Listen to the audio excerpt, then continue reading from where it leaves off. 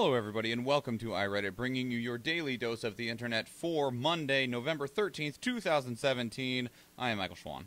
And I'm Nathan Wood. Please remember, everybody, you can help support our show by going to patreon.com/dailyinternet. In addition, we do go live on Facebook Monday through Thursday at 6 p.m. Alaska time on Facebook and YouTube. And if you have stories that you would like us to talk about, you can submit those stories to us on our subreddit, which is our iRedditcast, or you can just send them to us in an email, which is feedback.ireddit@gmail.com. Nathan, how you doing today? It's a Monday. It's straight fucking garbage. I take the entire day and I crumple it up into a ball and I throw it in the goddamn trash. Yeah? That good, huh? Yeah, I mean, pretty much. I know that feel. I know that feel well. Today, today, there's lots of random-ass holidays that occur on every single day, right? There's tons and tons and tons of them. Like, there's 8 for today alone. It's Actors Day, National Indian Pudding Day, Sadie Hawkins Day, National Mom and Dad's Day, Start a Rumor Day, World Orphans Day, On This Day in History. Oh, that's just an info. And then last is World Kindness Day. It was the day that you were supposed to be nice to one another. You're supposed to be... That's some fucking horse shit. be real nice and good. And, well, that's not what today's been. At least not for me. I cannot get those little friggin'... Like I said, it's straight garbage.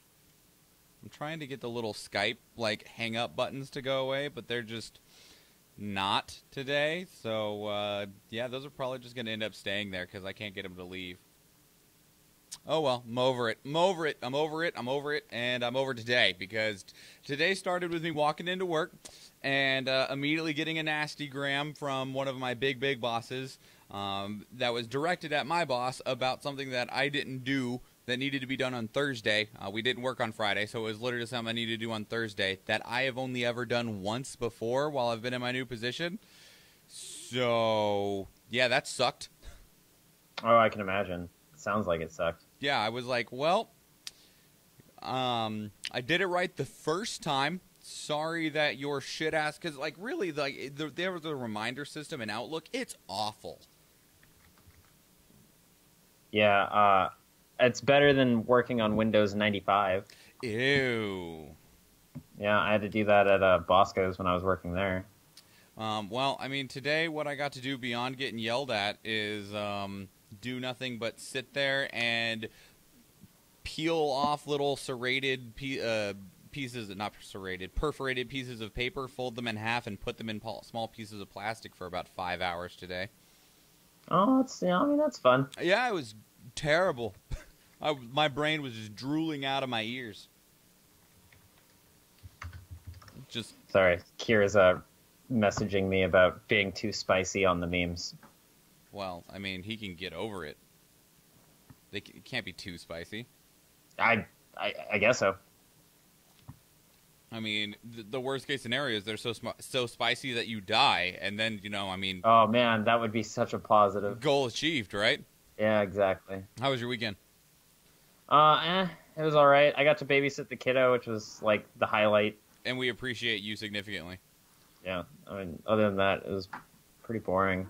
Yeah? Yeah. Mine was ridiculously busy. Yeah? Yeah, super busy. I mean, we ran around on Friday. And hung up flyers and cards and stuff for the show, and then friggin' Saturday had to get a bunch of stuff ready for the Derby that night, and then Sunday was D&D, and now it's back to work. Nothing but work the entire week. Nothing but work this week. Although, I have a 3-day week next week. I have Thursday and Friday off, so that's pretty sick. Do you have to work on Friday next week? I'm not sure. I know I don't have to work Thursday, and Yeah, you're off on Thanksgiving, and I know a decent amount of the state is being given a furlough day on that Friday. So yeah, I want to try and get Wednesday off though. That'd be cool. Shall we talk about some news, buddy? Oh, dang it! You want to know something I forgot to set up? The iPad, so I don't have the sound bumpers. Oh, get wrecked, Lord. I mean, it's Monday. Can I use that as an excuse? I guess so. You guess so? I mean, I'm going to keep on yapping until I actually get the soundboard set up. Luckily, it only takes a moment because I just have to plug it in. Oh, look. Oh, damn it. I messed it up. Kevin Spacey can't be ousted from House of Cards over allegations. There is no moral clause in the contract. Ooh, this was submitted by Space Dude 50 to Art Television. So the prediction is that Kevin Spacey, there was talks about Kevin Spacey being dropped, being removed from House of Cards over the allegations regarding the sexual harassment of a 14-year-old actor whose name I have now all of a sudden forgotten. Guess fucking not. And, well, it doesn't... Oh, not. It wasn't just him. It was a lot of other people, too. Right. It came out, Anthony Rapp, that was their name. Anthony Rapp accused him of making sexual advances towards him when he was 14 years old. There's a couple other people that are like, yeah, Spacey's kind of a gross dude. And Spacey didn't deny it, just apologized for it and said, by the way, I'm gay. And everyone was like, that doesn't make it okay, Spacey. No, it's not. It's like such a fucking cop-out that you're trying to do. Sources close to House of Cards said that they were all provided with an email from the producers that said if anyone else has anything else regarding Spacey to please come forward. Several other employees came forward saying that he made the set toxic, and we've heard that in the past from directors that Spacey is a difficult actor to work with. Yeah, it's like Bruce Willis. Bruce Willis is apparently super fucking hard to work with. Now, so they were saying that they were going to cancel and end House of Cards, but it doesn't look like they can fire Spacey. They might be able to still not do another round of House of Cards. They will probably... No, so what they do is they don't fire him. Instead, make it to where he has very, very minimal, like a very, very minimal role. I don't think that's possible either. Do you know what House of Cards is about? Yeah, it's about him trying to be president. He is president now in the show. Oh, I didn't realize. Anyways. And a corrupt as fuck one. Like... Then kill him off. Like, write a script that kills him off. They might not be allowed to based on what's in that contract. But what they probably could do is they could probably write a script to put him in a fucking coma and goddamn film him in a goddamn bed lying there motionless for, an hour or so. What they could probably do is pay him the rest of his contract and cancel the show. Like, it'd be money out of pocket for them, but it would make it where they don't have to give him more airtime. Yeah, no, definitely. I mean, they just have to pay the termination details that are in all of those contracts. Mm-hmm. Yeah, I wonder what the kind of termination deal Kevin Spacey has. It probably says pay me an extra $5 million or something. Fuck. I mean, he's a pretty big actor now, so I mean, he's expensive. Mm-hmm. That's fair. So, yeah, he's a pretty big actor now. He's been a big actor for the last, 30, 40 years. Whatever. You know what I mean. Yeah. So, who knows? I mean, it was predicted that Season 6 of House of Cards was going to be the last season anyway. So, I guess we'll wait and see. 9. Microsoft founder Gates commits $100 million for funds, startups, and to fight Alzheimer's. This was submitted by Mavia to our Futurology. You should have just thrown their name out there as a guess anyway. I mean, I was gonna say either Mavia or who's the other fucking person we get, Ninja Disco Jesus. That one. Yeah, it's like if you say either of their names, you got like a 10 to 30% chance that you're right. Up in those numbers, you know what I'm saying? So, billionaire Microsoft founder Bill Gates is set to invest $50 million in the Dementia Discovery Fund, which is a venture capital fund that brings together the industry and government to seek treatments for the brain-wasting disease. The other $50 million is going to be put into startup ventures working in Alzheimer's research. They're wanting to basically just... I mean, the Bill and Melinda Gates Foundation has already basically completely tackled malaria across the world, and they're just... Alzheimer's is what's next for them. So good. Let's just keep moving along and tackling things that need to be tackled. Well, and the first step is going to be getting multiple researches set up across as far as they can, as many people looking at it as they can, and also in different ways, not just looking at the current drugs that look like they might have an effect on Alzheimer's, but also, I realize this light isn't on and I'm kind of dark, not just what we currently know as ways to possibly combat Alzheimer's, but looking into alternatives that we might not have thought of yet. Yeah, no, we've talked about Alzheimer's positive things. I want to say fairly recently. Well, we discovered what we believe to be the cause of Alzheimer's, and it's in regard to a buildup of protein in the brain. It's just a way of actually being able to get rid of it or prevent it from building up. Because it's really difficult because it involves the brain, and that's a very sensitive organ. No, definitely. There's been a lot of contention about things that happen to the brain, and Alzheimer's is definitely one of them. He has also said that he would like to award a grant to the first people that are able to build a global dementia data platform, because that would make it easier for researchers to look for patterns and identify new pathways for treatment. So just basically it sounds like he's just building a new foundation to start fighting dementia and Alzheimer's. That's cool. No, I'm really happy about this. I just wonder, after we fix Alzheimer's, what Bill Gates is going to fund next. Well, the only thing I'm worried about is he's getting old. How old is Bill Gates now? I mean, his money's not going to get old. True. He's not nearly as old as I thought he was. He's only 62. Yeah, see? Oh, he's fine. He bearing like horrible accident, he's got like 50 years left, and with his money, he's probably got 100 years left. I mean, yeah, no, with his money, 100 years minimum left. And say, because I imagine it's going to be about 40, 50 years before we discover how to like make us stop aging, and Bill Gates will be like, well, I'm going to pay you extra to reverse it since I'm 102 now, and everyone's like, yeah, Bill Gates. Deal. Keep him alive. We like him.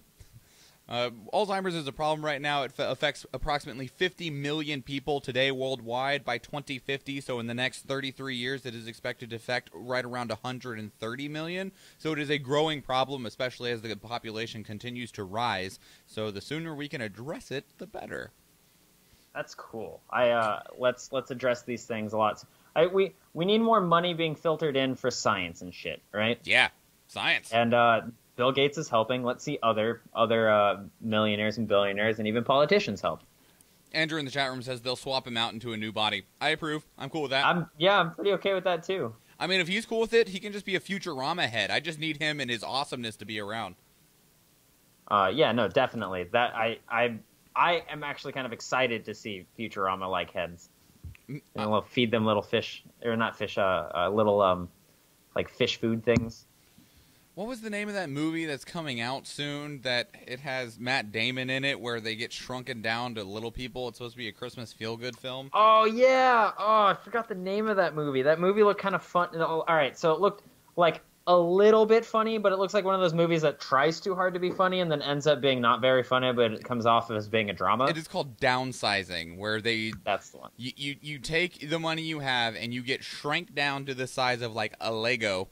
And because you're small, your money goes so much farther. Like, you can literally, like, a bottle of water, like a $3 bottle of water today will give you water for, like, a year. So I can remember in the trailer, they're like, your $100,000 will be the equivalent of $11.7 million when you're downsized. Because, well, you're small. Yeah, everything costs a lot less when you're tiny. Yeah, which is an interesting prospect. I like it. Whether or not it's going to be a good movie, entirely different question. Did it even come out yet? I don't. No. Are you sure? I see reviews. I want to say it hasn't come out yet because I saw a trailer for it for Thor Ragnarok. I'm trying to find out when it comes out.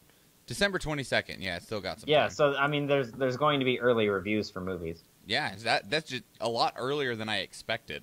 Yeah, I can understand. That is. I guess it's only a month away now. Time is... Oh, God, I keep thinking it's like 3. Shut up. What's like 3? I keep thinking the end of the year is like 3 months away. No, it's next month. Yeah, I noticed. Yeah, well, welcome to what I just realized. 8. More than 400 millionaires tell Congress, don't cut our taxes. This was submitted by the Code Monk to Our Politics. So, featuring the Cut Act... This piece of shit named Act. Yeah, keep going. Cut Act, also known as the GOP tax plan, the Republican tax plan, the bill that is going to cut taxes across the board. And if you're wondering how that affects the country, well, it puts us at approximately $1.7 trillion further in debt, with the expectation that the extra money that is saved by the wealthy and the not wealthy will then go directly back into the economy with more investments, more factories, more jobs, etc. However, the American wealthy is telling the Congress that that's not going to happen. More than 400 American millionaires and billionaires have signed their name onto a letter that has went to Congress saying, do not cut our taxes.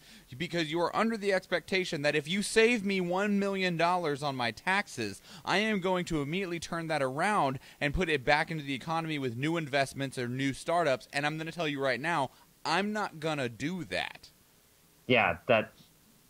The rich... These are the rich telling you how it is. Like, they're not going to turn it around.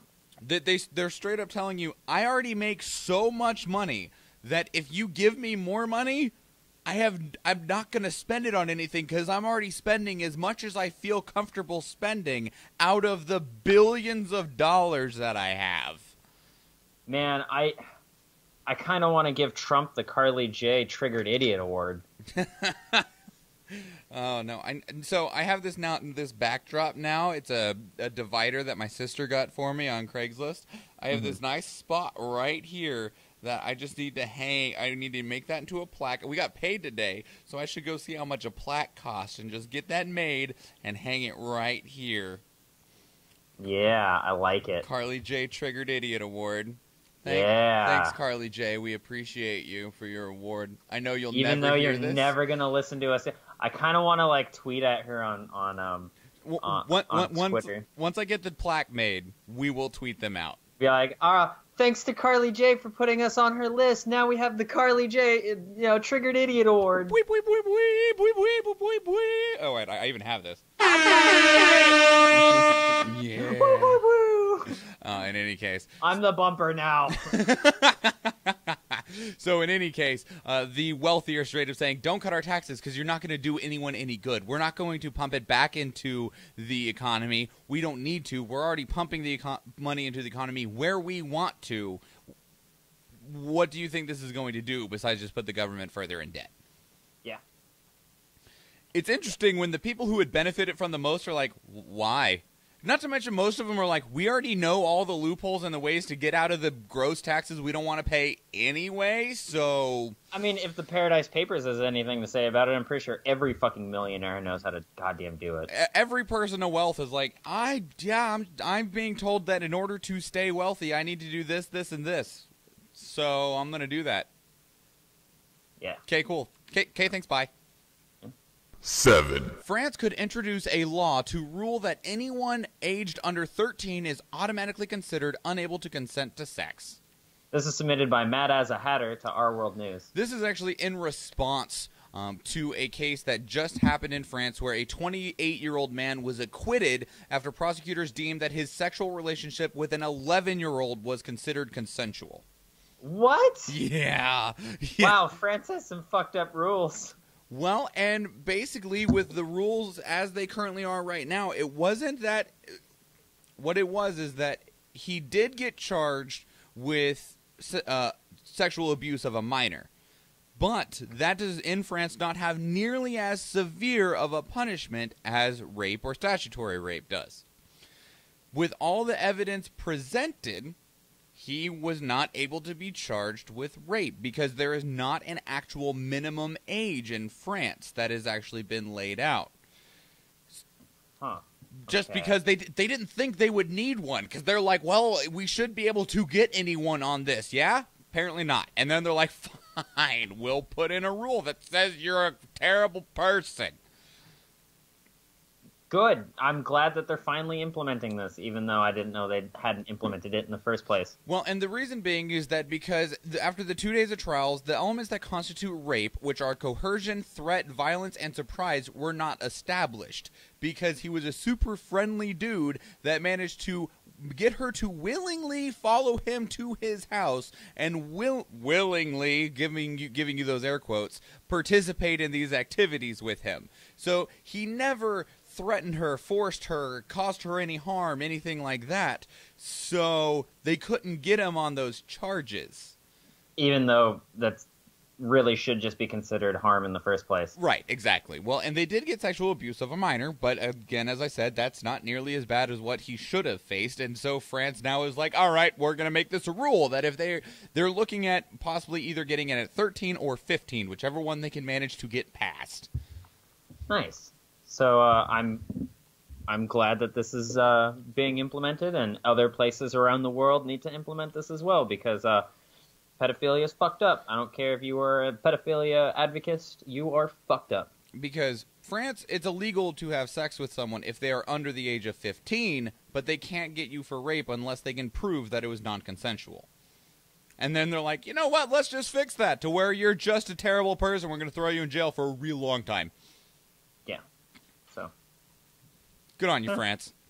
Yeah. They're like, oh, that's a hole in the law that shouldn't exist. Edit. 6. Trump suggested softening the United States stance towards Russia and easing sanctions. This was submitted by, Yep. a phone number? Maybe? Nope, it has one too many numbers. No, it's one too many. It's submitted by 301-01961 to Our Politics. It could be a date. The 30th of October, 1961. Mm-hmm. I mean, if you go day, month, year, 30th of October, 1961. Well, shit. I can see that, yeah. Now I need to see if something happened on fucking October 30th, 1961. The Tsar Bomba. There was a bomb that was dropped on that day. Huh. Neat. Which was the largest nuclear weapon ever constructed, was set off over Novaya Zemlya Island in the Russian Arctic Sea. Who set it off? It's got to be the fucking Russians, right? Yes. Yeah. I can see the Russians interesting shit like that. It's a day that the Russians flexed. In any case, it not coming to too much of a surprise, United States President Donald Trump met with Russian President Vladimir Putin in Vietnam over the last several days, and afterwards he has come out to say that he believes that he wants to begin easing the sanctions that have been placed against Russia. He's in a quote, "What I believe is that we have to get to work," and I think everybody understood that. That heard the answer. We have to get to work to solve Syria, to solve North Korea, to solve Ukraine, to solve terrorism. And people don't realize Russia has been very, very heavily sanctioned. I think most of us know that. They were sanctioned at a very high level that took place recently, because they were sanctioned under the same sanctions that hit Syria and North Korea, because, well, at the time they were being punks.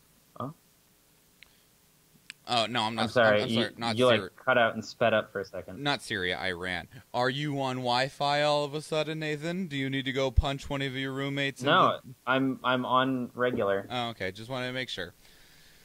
So, though, I mean, I would still, absolutely. Basically, he's saying, they have suffered the consequences of their sanctions. Putin has told me that he was interested in trying to amend those relations.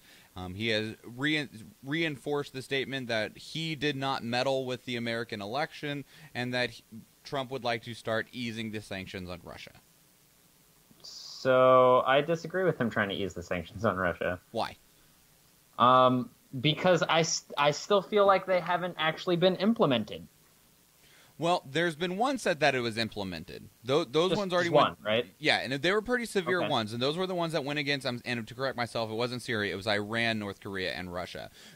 Congress overwhelmingly, it was literally like 97-3, approved additional stronger sanctions against Russia, and those are the ones that haven't been in place yet. Well, yeah, I feel like that is the reason why we need to implement them, because it's such a unanimous thing. Literally everyone was like, hey, these guys are being dicks. Let's fucking do something about it. That is why we have the checks and balances, though, is because even if Congress goes, we want to do this, that's why the president can say no. And if the president goes, I'm going to do this, Congress can say no. I mean, I guess. I still feel like they need to be fucking sanctioned, because they're denying shit and they're still doing stuff that they really shouldn't fucking be doing. Well, and there's an interesting thing here that in regards... I mean, shit, there should be sanctions on the United States. I'll say that right fucking now. Well, and there's we're just as fucking bad. An interesting thing in regards to Putin's statement, he says, I did not meddle. I did not order any meddling in the United States election. And I'm like, well, he might not be lying there. He didn't meddle, and he might not have given any order for people to meddle. That doesn't mean that the Russians didn't meddle, because we already know that's true. We know the Russians, in a way, affected the United States 2016 presidential election. What we don't know if it was actually a government ordered from Putin. And, I mean, maybe it wasn't, in which Putin's like, I didn't meddle. What are you talking about? I didn't meddle. I did nothing. I have nothing to do with meddling in United States election. And it's like, oh, well, yeah, he didn't. He just sat there and went, my secretary's an asshole that told people to do that. Yeah, I feel like at that point it's just kind of like oh, it wasn't me. It was totally my secretary. Points fingers. I mean, who knows? Maybe that could be completely true. But at the same time, And I do also understand a little bit where Trump is coming from on this, because right now tensions across the globe are ridiculously tense. Like, there are so many things that are just beautifully put, about to snap. And, like, you know, people were questioning Trump getting friendly with China. People are now questioning Trump trying to get friendly with Russia. And it's like, I understand your concern that there are negative things that could happen as a result of being friendly with them. But we can't continue to sit here and point fingers at one another until someone decides to swing. That is going to ultimately only lead to a negative result, because no one is going to back down and say they're sorry. Right, but if you don't implement these sanctions, if you don't try to punish people, they're just going to end up keeping doing it. Well, I mean, Russia's already been under sanctions, so they've been suffering from those. Like, there's no denying that that's put a blow onto the Russian economy. And whether more need placed or not, I don't really know. I don't really have an opinion on the matter, but I'm also an optimist in the matter of that. I would like to believe that we can start to actually lead to better relations with these foreign powers, because we need to. I feel like at this point, the only thing that will unite us all is literally an alien invasion. Or stomping on North Korea. I don't even think that, because if we stomp on North Korea, then there's going to be somebody else who's going to get pissed. I don't think anyone is anymore. China was the only one, and that's why we were cautious, because China is a really big power that we didn't want to piss off. And now North Korea's pissed China off, so there's no one left to make mad. If we bring the fight to North Korea, China's going to get pissed off because we're doing it on their border. I mean, unless China's helping. Sure, if China's helping, but I really don't think China's going to end up helping. Maybe not. It's a bunch of hypotheticals, but that's kind of how world politics works anyway. Mm-hmm. So I don't know. I mean, there's not a whole lot that you or I can do about it besides complain, but at the same time, like, there's two possibilities here of that. Well, I'm going to go with three. One, nothing changes and those new sanctions don't get in place and everything's bad. We keep the new sanctions on them. We put the new sanctions on them. Russia gets completely screwed and hates us forever and everything's bad. Or we let up the sanctions and possibly things get better, possibly, or they possibly get real bad. Mm-hmm. Like, loosening the sanctions... Most likely going to end up real bad, but like... Yeah, but loosening the sanctions, I think, is the only one that has a possibility of a positive. It's Even then, it comes at a cost, man. I'm telling you, if you give them a fucking inch, they're going to take a mile. It's only positive in the short term. Oh, I know, and that's the risk. Is it worth the risk? How to take that step?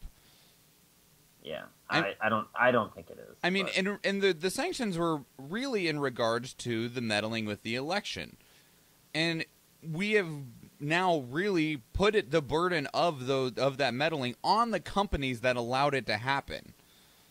So, I mean, if there are steps taken to prevent it from occurring again in the future, then I don't know. I really hope that something positive ends up coming from this, and I really doubt it's going to happen. Yeah, I hope as well. 5. A straight-faced Kellyanne Conway says anyone in office who has committed sexual assault should resign. Submitted by Jasper to Our Politics. Well, bye, Trump. She apparently doesn't remember who she's working for. Yeah. Considering she is an advisor to the White House, i.e. advisor to Donald Trump himself, who has openly admitted that he has sexually assaulted women. You just grab them by the pussy. You just got to push them and kiss them on the neck, and they'll just let you do it, you know? Yeah. Now, to not take everything she said out of context, it is anyone who has been convicted of such a thing. So if you can prove that someone has done such a thing, then they should resign. Yeah, I don't feel like she's giving enough credit to actual people who have been sexually assaulted, because there are definitely deals that get made for people to be quiet about things. It's also ridiculously difficult to prove that someone has been sexually assaulted. Like, Yeah, unless you have like a rape kit going on. And that's only if it happened recently. Mm-hmm. Otherwise, you can't actually technically get like scientific evidence to prove it. Yeah. But that's also where the number of people that have been like, yeah, that dude's a dirty scumbag, like, comes out. I think this is incredibly ironic coming from Kellyanne Conway. Yeah, it really Not because is. she has committed sexual assaults, but because of the position that she's in. Well, and it's kind of her job to defend Trump, so I understand that. But this is all in regards to the Roy Moore situation, which we haven't really talked about because we missed the reporting window on it. It is still developing, but And there's more and more people, more and more accusers coming forth, and more people boycotting Keurig and. Yeah. And to give you a quick summary, Roy Moore from Alabama, he is a judge that is now wanting to run for the United States Senate.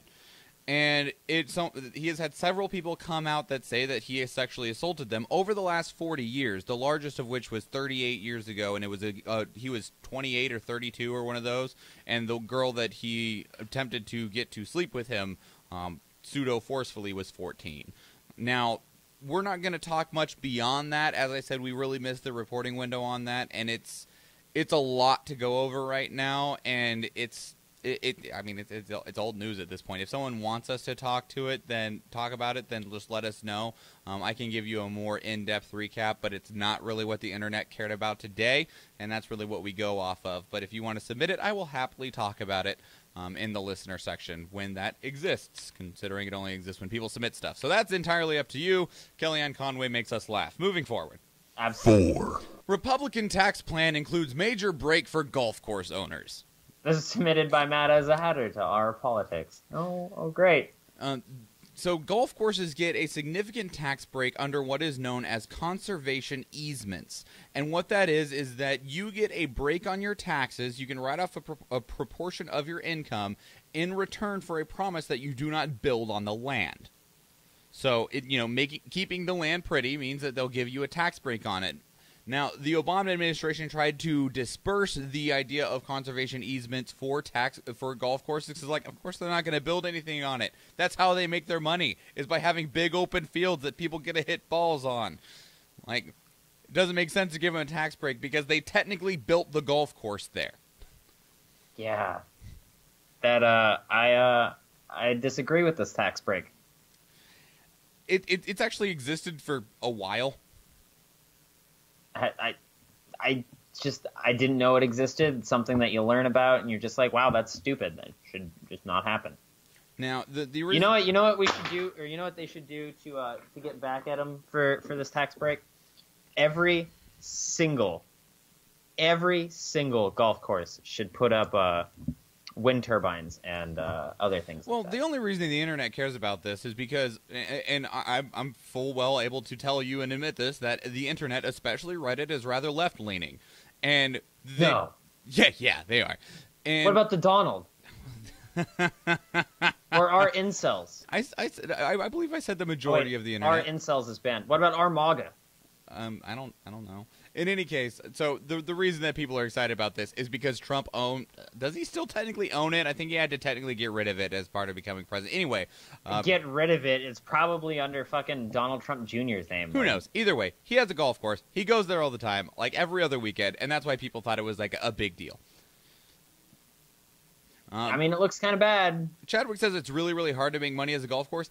I don't know. I really don't. I don't know anything about the business plan of a golf course. I imagine the initial, startup of the golf course is insane because of the amount of land you need and the amount of landscaping that needs to be done to have a golf course. So I'm sure that the initial start of a golf course is ridiculous. Now, under the Obama administration, they said they wanted to cut the easement in respect of golf clubs because it viewed the policy's cost in total as far exceeding the conservation benefits. Basically, they said we should cut this because golf courses don't need this because they're not actually conserving the land because they've already made it, and it would earn the friggin' United States government tens of millions of dollars a year. Make it also easier for every fucking golf course to get into a golf club. Like, well, that's on the golf clubs. Like, that's on sure, them. but like these golf clubs fucking buy out entire golf courses. It's true. No, you're not wrong. So like, just because these golf clubs say, "Hey, you're not allowed on this fucking golf course without a fucking nice jacket," Sure. boom. Andrew says, I doubt the tax break has any significant effect on Trump's bottom line. Probably doesn't. It probably doesn't. Like, so if it affects every single golf club in America and that totals up to tens of millions, we're probably looking at like what, $100,000 tax on each course, maybe probably even less than that. Actually, is probably what it comes out to. Because like how many golf? I wonder if I can Google it. How many golf courses are in the U.S.? See if there are 34,000 golf courses. So I'm gonna pull up my calculator because I'm not doing this in my head. So it said tens of millions. So at maximum, we'll say $90 million. Sound fair? At max. Mm-hmm. So $90 million divided by 34,000 means it was costing each course on average. I mean, larger courses that make more probably had to pay more. $2,500, $2,647 and some change. Just we'll round that down to $2,500 A year. Yeah. So That's not so bad. No, it's not so bad. Which, when you put it that way, like, I don't care if that tax exists or not, because it sounds pretty meaningless. Mm-hmm. I would say so as well. Now, I mean, they said tens of millions, and I went with 90 million. It might even be less than that. But that's still, I mean, like, to a layman, that's a huge amount of money. Sure, I understand, but at the same time, like I said, people are just excited about it because Trump owns a golf course, and it looks like Trump is trying to give himself a tax break on a golf course that he maybe pays all of like $10,000. That the break on it is maybe all of like $10,000 a year. I don't know. I feel like it's less hurting for Trump, and a lot of people are like, oh, it's because of Trump. But like in my case, it's less about what the fuck. Sorry, my neighbor. It's less about Trump, and it's more about like I honestly don't feel these golf courses deserve that. I don't think it matters. It is really where I'm sitting on it now that I see that math. Is like, and Chadwick says it hurts lots of smaller courses, and I can understand that. Smaller courses, smaller businesses have a lot thinner margin, and so an extra tax on them. Of course, I mean, yeah. Maybe if we did it as a sliding scale tax. Maybe. I mean, but on the it's other, almost as if more taxes should be sliding scale. Well, on the other side of things, though, in regards to how I'm rather dismissive of the tax, the other thing that I also am acutely aware of is that the majority of taxes outside of very specific things like sales and income tax are the large number is made up of a bunch of small numbers like this one that are all put together. So.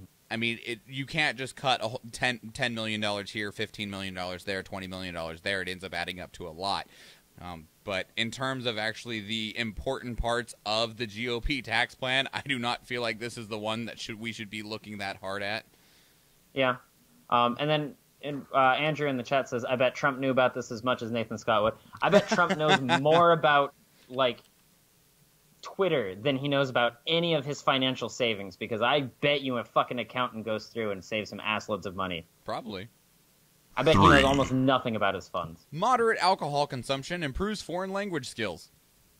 This was submitted by Heine Kaboobler to Our Science. So just note, this actually needs more research, but it's a fun thought. And what it is that the idea behind it is that they got some German students that were in a particular class. I forget what the name of the class was. But as part of getting into that program, they had to speak Dutch. And so they're like, okay, we have all these slightly bilingual people. So we're going to take them, and we're going to split them into 2 groups. We're going to have one group drink water. We're going to have one group drink enough alcohol based on their mass, size, weight, etc. to put them at 0.04% alcohol, blood alcohol content. And Why then can't I sign up for this course? And then have them debate speaking only in their second language. And then have natural Dutch speakers tell them, review the debate and say who they thought was speaking better Dutch. And the results of the students also graded themselves on how they felt they were speaking in Dutch. And all of them across the board pretty much average on how well they thought they were speaking Dutch. The natural speaker said the people that had drinking alcohol were significantly better. And the reason that they believe this is the case is because alcohol removes for a good majority of people relieves a level of anxiety. And if you are not 100% fluent and super comfortable speaking a second language, it can be a anxious, tense, difficult moment, even if you are pretty confident in your abilities. So what they 4 years of Russian, I fucking know that. Yeah, so what they believe is that a little bit of alcohol, because it reduces your anxiety and allows you to be more gung-ho about it, allows you to be better at speaking a foreign language, presuming that you know anything about that foreign language.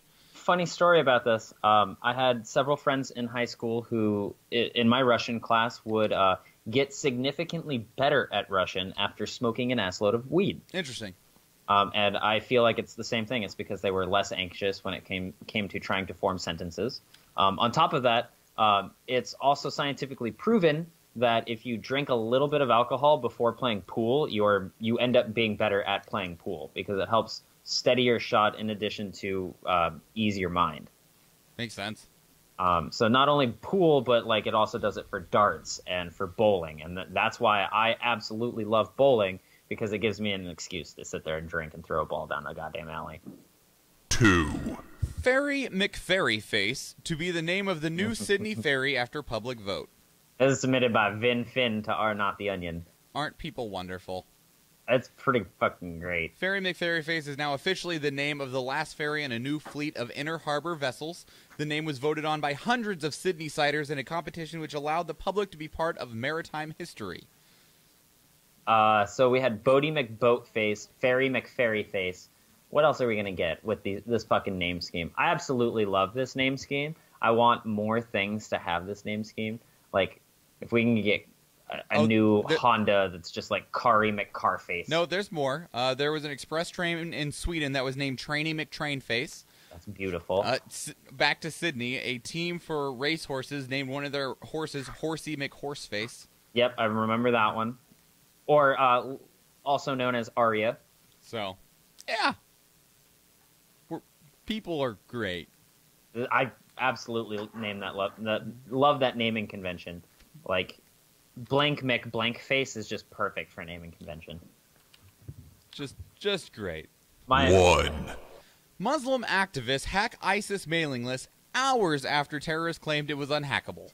This is submitted by Our Life in Toronto to Our World News. So this is a branch of ISIS known as Amok, and I'm probably saying that incorrectly, but don't care.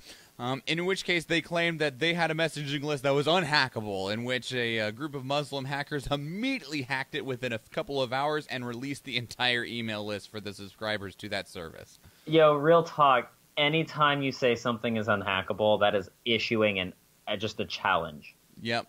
As soon as you say it's unhackable, it's immediately hacked. The hacktivist group known as Dissension, which is spelled D-I-5-S-3-N-S-I-O-N, because they got to be all elite speaky. Elite speak, yeah. Within a couple of hours, wrote on Twitter, challenge complete, too easy. 2,000 email subscribers hacked from Amok. What's next? Fuck. That's some incredible shit, though, within a couple hours. You'd be like, oh. It couldn't have been that fucking hard. Probably not. The thing is really, the majority of your security on every level is just to keep honest people honest. You lock your door to keep honest people honest, because a dishonest person is going to get in regardless of whether your door is locked. If someone wants in your house, there's very little you can do to stop it without spending a lot of money on a lot of security stuff. And They even said challenge complete. Yeah.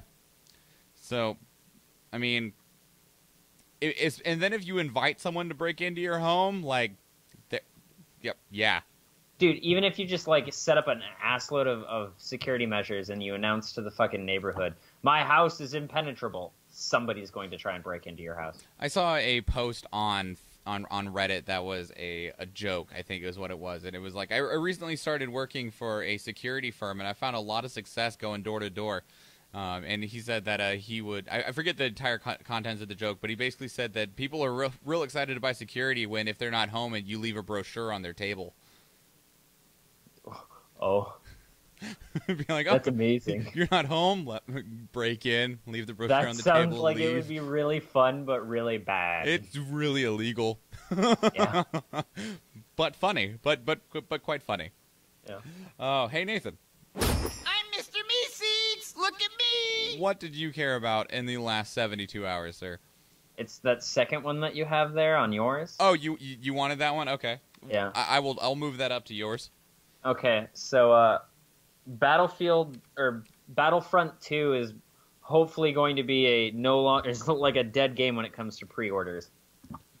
So I am of the opinion that pre-orders ruin fucking games because they set a deadline, and when you have a deadline, they will rush out crap games that have tons of glitches. That's why I really appreciate Nintendo, because Nintendo will set out their deadline, but they are not afraid to say, "Hey, we cannot make this at the moment. We're, trying to make it better, so we'll push the deadline." Sure. And they provide fucking excellent games. For instance, Odyssey, magnificent game.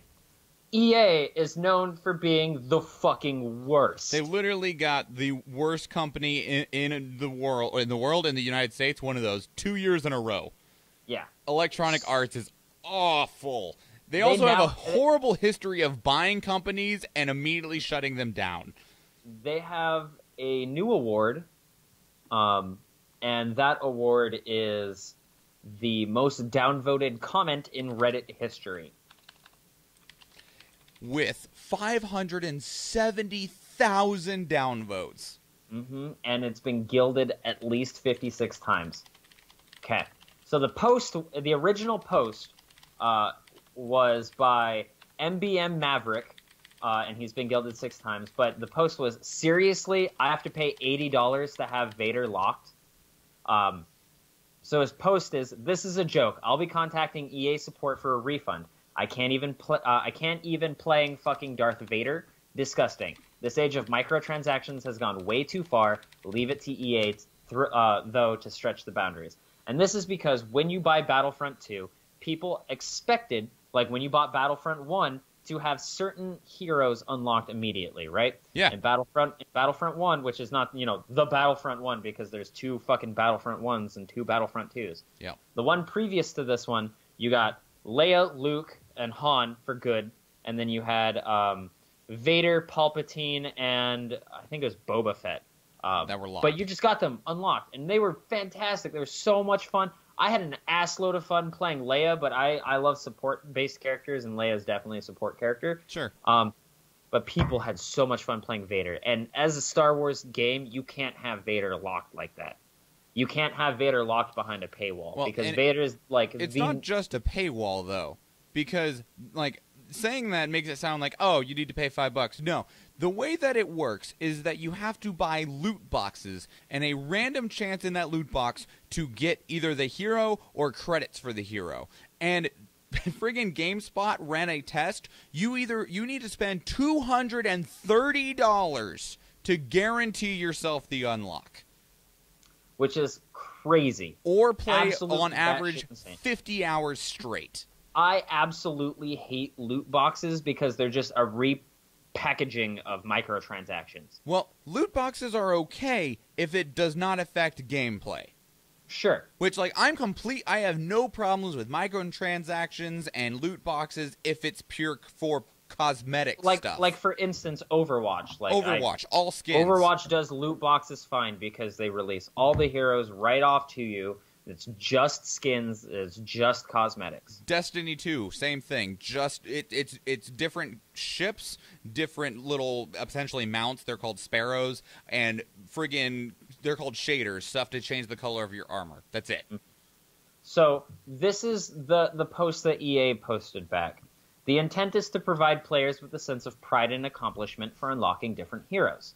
As for cost, we selected initial values based upon data from the open beta and the other adjustments made to milestone rewards before launch. Among other things, we're looking at average per-player credit earn rates on a daily basis, and we'll be making constant adjustments to ensure that players have challenges that are compelling, rewarding, and of course, attainable via gameplay. We appreciate the candid feedback and the passion of the community has put forth the current topics here on Reddit, our forums, and across numerous social media outlets. Our team will continue to make changes and monitor community feedback and update everyone as soon as and as often as we can. 570,000 downvotes. That is such a shitty fucking, like, it is such a goddamn cop-out. It's like, hey, sorry, we're not actually really changing anything, but, we might be changing something in the future. We want you to be proud of the things you've gotten. What? We want you to be proud of the things that you've gotten. Yeah, in the meantime, be proud of those things that you unlock. Even though it takes 50 hours. Do you know, like, I don't normally play most games for even 50 hours. There's a few games across my entire life that I have put that much actual time into, outside of, like, long RPGs. Because, like, I recently played Tales of Berseria this year, and it takes about 60 hours to complete the entire story. But, like, Battlefront 2 comes with, like, a 4-hour single-player campaign, and then the multiplayer. And if I can't play the things in the multiplayer, and I have to get 50 hours put in before I even get to play everything, no, not even everything, one piece of the multiplayer, fuck you. Yeah, no, absolutely. Another thing is that it's such a giant fucking just cop-out of an answer because you can buy those loot boxes. You're not prideful if you sat there, bought all the loot boxes, and got Vader. You just spent assloads of money, and EA doesn't care. No, EA just wants your money. That's why everyone hates them, because they make crap games, and when they make a decent game, they make you pay out the ass for it. And this is why I really also hate fucking DLC on games that just come out. Like, if you are releasing a game and the game also has DLC, you are a dickhead. Because I'm wanting to pay $60 for the whole bundle of the game. I don't want to pay $60 for the fucking game, and then $25 for the fucking, end game, and then another $15 fucking dollars for a side mission. Like, put all of that shit in the fucking game, release it as is, and then maybe a couple months down, release a fucking expansion. Yeah, day one DLC should only be, again, cosmetic stuff. Yeah, absolutely fucking crazy. Which is why I was kind of upset at the Fractured Butthole, because they also had DLC day one. Which, again, I'm not a fan. It means you had to pay $100 fucking dollars to play the entirety of the game. Well, and I will say on that matter, though, Nathan, this is not defending EA. This is just defending, like, game development in general. Video games have been $60 for, like, 15 years. Sure. 20 years. The cost... Do you know what the first $60 game was? Wasn't it Tony Hawk's Pro Skater 2? It was either that or Superman 64. Either way, yeah. 64 was when we hit $60 games. Before that, they were 50. Before that, they were 40. They were still expensive. Now, the thing to note is that games have been $60. Well, I'm just going to say for 20 years. I think that's a fair number. It's about 20 years. The price to make a game has went up tenfold in those 20 years. Sure. But this is why you up the cost of the game. This is why those games went from $40 to $50 to $60. I do not mind paying an extra $10, $20, but I do mind paying an extra $30 so that I can get the entirety of the game. I don't want that small little bit of that game. Realistically, though, Nathan... The entirety of it. Realistically, though, a game should cost $100 on the shelf today. That's fine. Put it as the fucking tag. Bundle the entire thing. Don't split it. Put it as $100. Don't be faux. Because then you get people who get confused, think they bought the game for $60, think they bought the entirety of the game for $60, and then to only realize that, oh, hey, there's fucking DLC that is already out because it came out when the game came out, and I have to spend an extra $25, $35, fucking $40. I have to spend as much for a fucking DLC as I do for the game. Oh, no, I understand. The other problem is, though, is that in terms of business and in terms of consumers, most people would not pay $100 off the shelf. But for some weird-ass reason, people will pay $60 off the shelf and then 2 weeks later give them $40 more and think it's completely fine, even though they've spent the same amount. It's the weird mental thing that people do, and I understand that it makes no sense, but that is how it ends up working and why they do it that way. It's absolutely stupid, and they need to fix it. Oh, I know. Because it's unacceptable. Like, I really think it's absolutely ruining games. Thing I cared about in the last 24 hours is that the iPhone X Face ID has been beaten by a mask and is not as effective a security measure as Apple had claimed. Damn, this was submitted by AR7 to Art Gadgets. Wow, that's quick. Well, and Apple had said, that it couldn't be... Like, was it a nice mask or was it an alright mask? Getting there. So Apple had said that it couldn't be fooled by a mask. They fooled it with a mask. This was a mask that was created by taking a high-tech scanner, scanning a dude's head for 5 minutes straight, building a 3D frame with a 3D printer, clay modeling over it, and then putting some paper for the eyes so that it would see the eyes, because if your eyes are closed, the phone won't open, and that allowed them to open the phone. And I'm like, hey, that's still technically a mask, dude. It is still. They said no mask. It is still technically a mask. Wrong. However, the only way you could use this to hack into someone's phone is if you had access to their face for 5 minutes. Dude, you take a bunch of pictures, you can remake somebody's face, no fucking problem. The other side of this is, I'm not surprised at all whatsoever. Mythbusters has proven that even the high-tech fingerprint scanners can be fooled with a piece of paper. Or tape, even. Yeah, so, I'm not surprised on any stretch that this dot matrix that the iPhone makes with an infrared camera is able to be fooled. I wonder if a twin can get into their twin's phone. I don't know. But, again, though, it comes down to the keeping honest people honest. I mean, it is substantially more difficult to hack someone's phone if you're trying to get in using Face ID. Oh, man. Speaking of microtransactions and phones and games, I downloaded the new South Park Phone Destroyer game, which is essentially like a Clash of Clans type game, but with South Park. But immediately right off the bat, they tell you to not play the game because it has microtransactions. Nice. But it's not mandatory microtransactions. South Park is like that. Yeah, I fucking love it. All right. We are at 57 minutes, so let's get out of here. Yeah, I need to go deposit my check so I can buy food because I haven't eaten in 2 or 3 days. Do it to it, son. All right, everyone, we're going to get out of here. If you have stories you want us to talk about, please submit them to our subreddit, which is at our iRedditcast, or send them to us in an email, feedback.ireddit@gmail.com. We would love for you to support us. If you're listening to us, thank you so much. But if you want to go above and beyond that, patreon.com/dailyinternet. Follow and share us on social media. That is YouTube, Facebook, Twitter, and Instagram. All of those are at iRedditcast. If you want to download the show to take with you later, you can download it on iTunes, Stitcher, and Google Play. And 5-star reviews on all of those platforms helps us immensely because it increases visibility. Otherwise, everybody, that is your 382nd dose of the Internet. I am Michael Schwan. And I'm Nathan Wood. And please remember, everybody, Don't get limited! have a good day, everyone. Bye.